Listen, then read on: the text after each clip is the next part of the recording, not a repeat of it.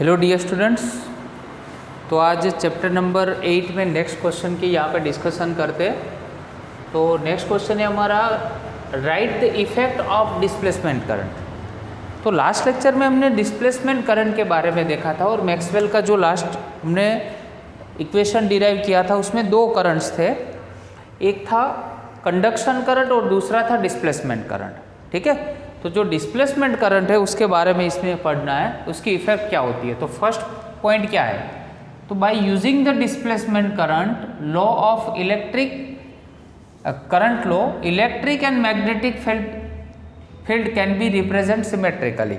देखो, तो previous theory में भी हमने देखा था कि अगर डिस्प्लेसमेंट करंट का यूज करके हम सिमेट्रिकली इलेक्ट्रिक फील्ड और मैग्नेटिक फील्ड के बारे में भी जान सकते हैं। ठीक है ना, बट उसमें भी कुछ कॉन्फ्लिक्शन है।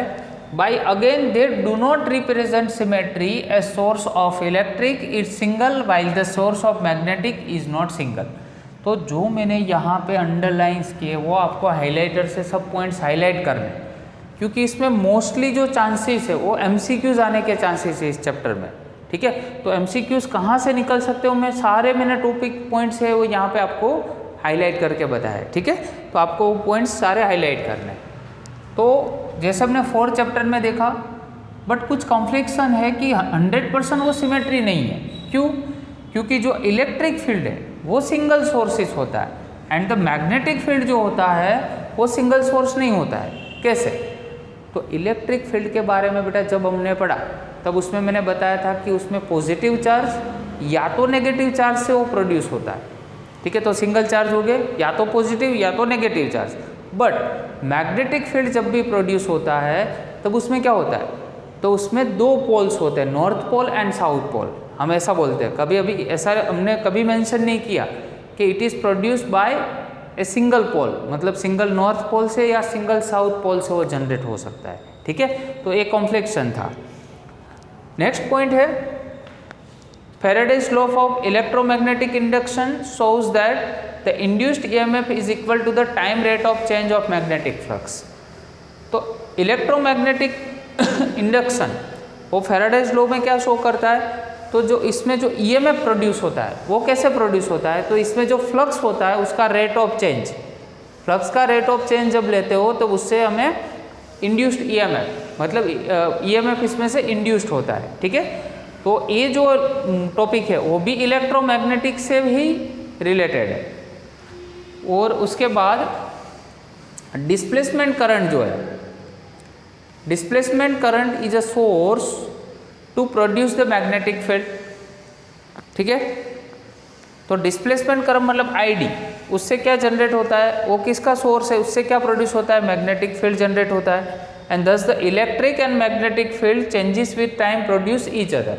मतलब टाइम के साथ अगर मैग्नेटिक और इलेक्ट्रिक फील्ड दोनों चेंज होते तो वो एक दूसरे को प्रोड्यूस करते हैं, मतलब इलेक्ट्रिक फील्ड से मैग्नेटिक फील्ड और मैग्नेटिक फील्ड से इलेक्ट्रिक फील्ड, और दोनों जब एक दूसरे से मर्ज हो जाते हैं, ठीक है, परपेंडिकुलर हो जाता है, तब इलेक्ट्रोमैग्नेटिक वेव्स, जो हमें चैप्टर का टाइटल है, वो जनरेट होता है। वो हम देखते हैं नेक्स्ट क्वेश्चन में।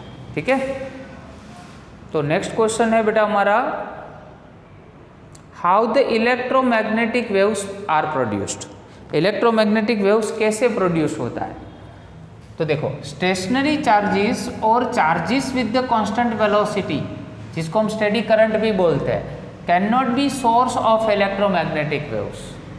याद रखो, चार्ज अगर स्टेशनरी है या तो कांस्टेंट वेलोसिटी से कोई चार्ज आ रहा है तो उससे इलेक्ट्रोमैग्नेटिक वेव्स प्रोड्यूस नहीं होता है। ठीक है, तो इसमें से MCQ बन सकता है कि भाई which of the following is not responsible for producing the electromagnetic force, electromagnetic waves, sorry. तो स्टेशनरी चार्ज या तो कांस्टेंट वेलोसिटी वाला चार्ज, जिसको हम स्टेडी करंट बोलते हैं, ठीक है, वो इसके लिए रिस्पॉन्सिबल नहीं है। तो कौन रिस्पॉन्सिबल है, इलेक्ट्रोमैग्नेटिक वेव्स को कौन प्रोड्यूस करता है, ऐसा कौन सा सोर्स है जिससे इलेक्ट्रोमैग्नेटिक वेव्स प्रोड्यूस होते हैं। ठीक है, तो that is why stationary charges produce the electric field while the moving charges produce the electric and magnetic field. Stationary charge होता है उससे क्या प्रोड्यूस होता है, तो फर्स्ट चैप्टर याद करो इलेक्ट्रिक फील्ड, और फोर्थ चैप्टर में मैंने बताया था आपको कि फोर्थ चैप्टर में ऐसा था कि जब मूविंग चार्जेस होते हैं तो उससे इलेक्ट्रिक और मैग्नेटिक फील्ड दोनों जनरेट्स होते हैं, ठीक है। एंड अकॉर्डिंग टू मैक्सवेल ने क्या बोला, तो इलेक्ट्रोमैग्नेटिक फील्ड जो है, वेव्स जो है वो जनरेट करने के लिए क्या चाहिए हमें, एक्सेलरेटेड चार्जेस चाहिए। तो ये हमें याद रखना है। इलेक्ट्रोमैग्नेटिक वेव्स प्रोड्यूस किससे होते हैं, एक्सेलरेटेड चार्जेस से। एक्सेलरेटेड चार्जेस का मीनिंग है कोई वेलोसिटी है उसमें भी टाइम के रिस्पेक्ट में क्या होना चाहिए, चेंजेस होना चाहिए, तो एक्सेलरेशन बन जाता है। एक्सेलरेटेड मोशन पे वो चार्जेस आ जाता है, तो उससे हमें इलेक्ट्रोमैग्नेटिक वेव्स जनरेट होते हैं। क्लियर। तो अभी क्या होगा, एक पोजीशन होगी और इस पोजीशन के अकॉर्डिंग वो ऑसिलेट होगा वो चार्ज। तो देखो oscillating charge is an example of it. तो एक पोजीशन पे वो चार्जेस ऑलवेज क्या होगा, ऑसिलेट होगा। When the charge is oscillating with the same frequency, it produces the electric and magnetic field oscillating in the space. तो ऐसा charge जब सेम फ्रीक्वेंसी से जब ऑसिलेट होता है तब उसमें से क्या प्रोड्यूस होता है, तो दो फील्ड प्रोड्यूस होते हैं। कौन कौन से, electric and magnetic field. Clear, space में।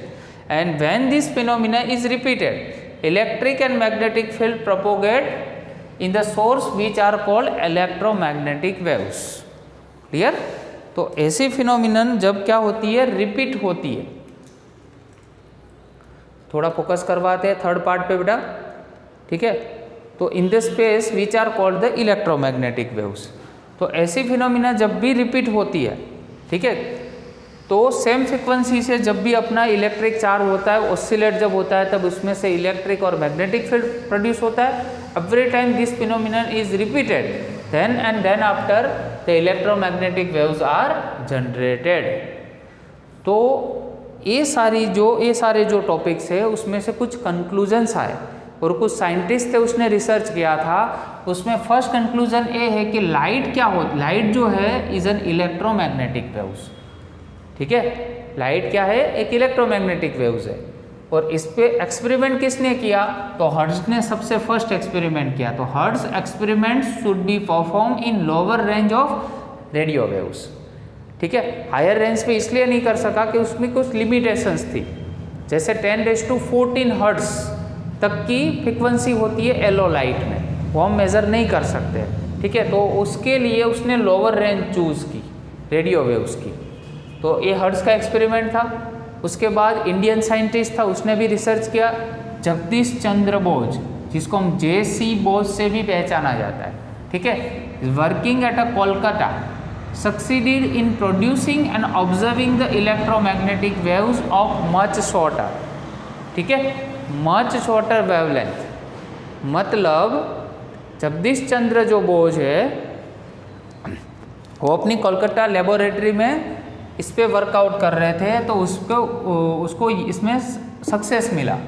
ठीक है, and producing and observing the electromagnetic waves of much shorter wavelength. कितनी, तो 25 मिलीमीटर टू 5 मिलीमीटर की शॉर्टर जो वेवलेंथ है उसकी रेंज में उसने ये जो इलेक्ट्रोमैग्नेटिक वेव्स थे वो प्रोड्यूस किए। क्लियर, तो इसने एक्सपेरिमेंट किया, इसने प्रोड्यूस किया और ऑब्जर्व किया, याद रखना। ठीक है, और अभी उसको प्रैक्टिकल इम्प्लीमेंटेशन किसने किया, कि भाई किसने उसको सेंड किया सेवरल माइल्स तक। तो एक साइंटिस्ट था, इटालियन साइंटिस्ट मार्कोनी, वो succeed in sending the electromagnetic waves to several miles. उसको सेवरल माइल्स तक उसने क्या कर दिया, सेंड कर दिया। ओके, तो यहाँ पे अपने आज के 2 क्वेश्चन है, उसमें मैंने जहाँ पे अंडरलाइन किया है वो सारे जो पॉइंट्स है वो आपको सारे नोट डाउन करने, इन शॉर्ट आपको उसको हाईलाइट करने, जिससे क्या है कि आप जब भी अपनी नोट्स पढ़ो तो उसमें से ये टॉपिक्स हाईलाइट्स होते हैं और उसमें से MCQs या तो कोई भी क्वेश्चन आने की जो पॉसिबिलिटीज़ है और आपको वो अच्छे से वो क्वेश्चन प्रिपेयर हो जाए। Okay, thank you very much.